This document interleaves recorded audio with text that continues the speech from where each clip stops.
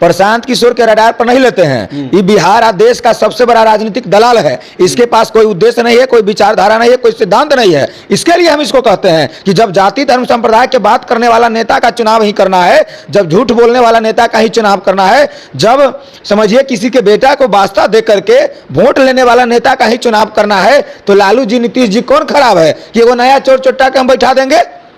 प्रशांत किशोर जो आप चर्चा करें कम दिन में चर्चा नहीं है, करोड़ों अरबों रुपया खर्चा करा के ये अपन चर्चा करा रहा है। इससे पहले पटना के वो पत्रकार आया था, हमने उनको इंटरव्यू में कहा कि प्रशांत किशोर कहता है कि शिक्षा की व्यवस्था को ठीक करेंगे।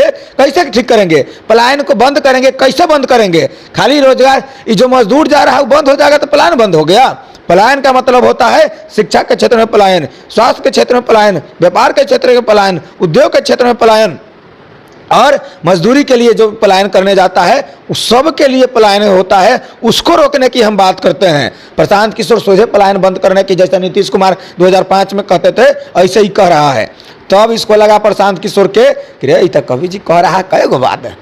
तब हम हमारे प्रेस कॉन्फ्रेंस के 3 दिन के बाद ये प्रेस कॉन्फ्रेंस के कह के कहा कि शिक्षा के क्षेत्र में, उद्योग के क्षेत्र में, व्यापार के क्षेत्र में पलायन को हम बंद करेंगे। तब तो हमको सीख रहा है और अभी बहुत दिन उसको सीखना पड़ेगा। हमने कहा वो सोचे कहता है शिक्षा के स्तर को ठीक करेंगे, हमने कहा कि नहीं, उसके पास कोई विजन नहीं है। वो झूठे जैसे सब पार्टी कहता ही हो कह रहा है। हम लोगों का सिद्धांत है कि शिक्षा के लिए समान शिक्षा प्रणाली लागू करेंगे और समान स्वास्थ्य प्रणाली लागू करेंगे, जहां गरीब मजदूर किसान के बच्चा के साथ साथ सरकारी पद पर बने हुए सभी अधिकारी पदाधिकारी और चुने हुए जनप्रतिनिधि के बच्चे एक साथ सरकारी विद्यालय में पढ़ेंगे और सरकारी अस्पताल में इलाज कराएंगे।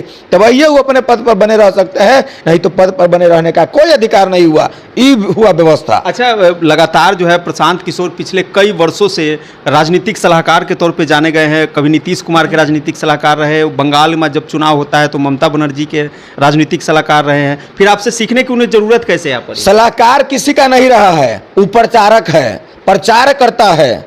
नीति बनाने वाला में और रणनीति बनाने वाला में अंतर होता है। हम लोग नीति बनाने वाले लोग हैं, वो रणनीतिकार है। तो वो प्रचार करने वाला व्यक्ति है, वो किसी का कहियो समझिए तो नीतिकार नहीं रहा है, किसी का कभी विचार देने वाला व्यक्ति नहीं रहा है। वो तो दलाल रहा है। नेतागिरी होता है ना, चुनाव के समय आता है तो ऐसा सब गांव में दलाल रहता है। वो कहेगा नेताजी हमारा पास से एक मोटे हमारा पैसा दो, हम प्रचार ठीक से करम, तो उसको वोट दिया जाता है। तो निचका दलाल जो है इससे बड़का दलाल है।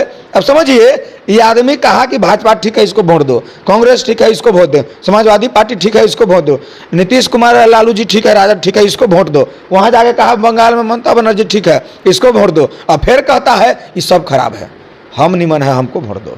अब बताइए, इसका मतलब है सब ठीक है, सबसे छोटा आदमी है जो सबको कहता था ठीक है, आज पैसा लिया तो सब ठीक हो गया। इसका मतलब बिहार पैसा के लिए जिस तरह पानी की तरह पैसा बहा के चर्चा करवा रहा ये अपन, उस तरह से तो पैसा वसूलने के लिए बिहार के जनता को सिरिंज लगा के खून चूस लेगा,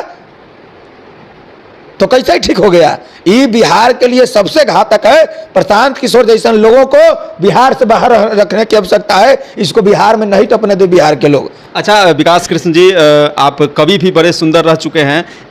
अंतिम आपसे सवाल मेरा रहेगा कि बिहार का जिस तरह से लगातार जो है ये रोजगार, शिक्षा, स्वास्थ्य को लेकर के जिस तरह से पिछड़ेपन को दर्शाता है, और फिर भी लोग दावे करते हैं कि ये बिहार जो है काफ़ी विकास कर गया है, तो ऐसे में आपके अगर पैमाना देखा जाए तो आपका विकास का क्या पैमाना है बिहार को लेकर के खासतौर? देखिए, बिहार तभी विकास करेगा सच्चे मायने में जब बिहार का एक एक बच्चा टैलेंट निकलेगा। एक एक बच्चा को पढ़ा करके विद्वान पैदा करेंगे, विद्वान निकलेगा हमारे स्कूल से बच्चा। उसके बाद देखिए ना बिहार कितना तरक्की करता है। किसी दूसरे तरक्की की आवश्यकता नहीं होगी, बिहार तरक्की कर जाएगा। लेकिन जब तक हमारा बच्चा बुर्बक रहेगा तब तक इसको दिल्ली, पंजाब, हरियाणा जाना पड़ेगा, कटनी रोपनी करना पड़ेगा। इन नेताओं के पास कोई विजन नहीं है, इन लोगों को बुर्बक बनाता है और बुर्बक बना के लोग को ठग के रखना चाहता है। लेकिन ये हम नहीं होने देंगे कम से कम, और इसका हमेशा विरोध करते रहेंगे। चलिए चलते चलते बता दीजिए दर्शकों को कि कितने सीट पे इस बार जो है विधानसभा चुनाव की तैयारी में लगे हुए? समय आने दीजिए, पता चल जाएगा। धन्यवाद। छुपा के रखे हुए? नहीं, छुपा के नहीं रखे हुए हैं, संघर्ष कर रहे हैं। तो संघर्ष करने वाला कैसे बताएगा कि बनिहारी कितना? जनता के लिए कहीं सरप्राइज तो नहीं रखे हुए? जनता के लिए जनता सरप्राइज देगा, जनता ही देगा, जनता सरप्राइज देगा। गरीब पार्टी है, गरीब का झंडा गरीब ही जगाएगा जी।